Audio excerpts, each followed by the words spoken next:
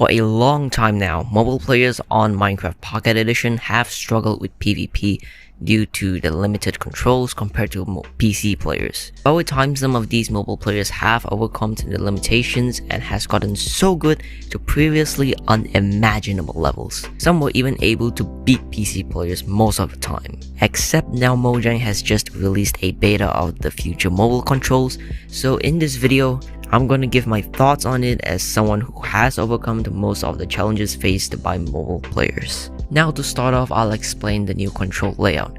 The previously 4-directional moving buttons are replaced by joysticks type button. On the right we have 5 buttons, each serving their own function. The up arrow one is a jump button while the down arrow one is a sneak button. Next is the double side button, which is a sprint button. Below it is a button that mainly functions as a sort of right click on a mouse, and finally next to it is a sword button, which is to attack. There is also 3 control schemes as of now, that is touch, which I assume is just the same touch as before, crosshair, which is like PC players where you get a little crosshair in the middle of the screen, and classic, which is, well, the old controls.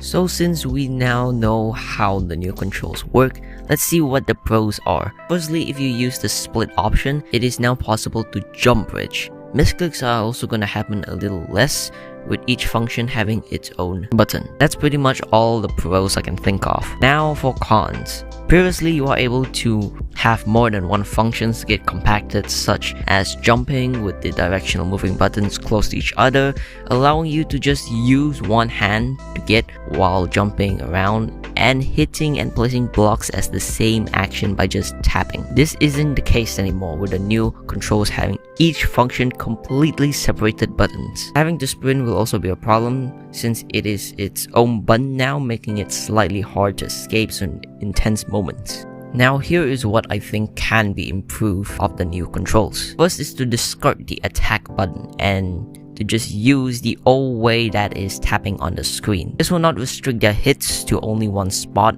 while trying to get a good aim on their target.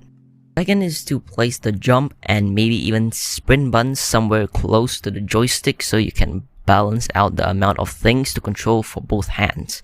One hand can be for moving and jumping, and the other to attack and place blocks. Finally, there should be a setting to customize where you want each button to be at. This will still give an advantage to those with longer or shorter fingers.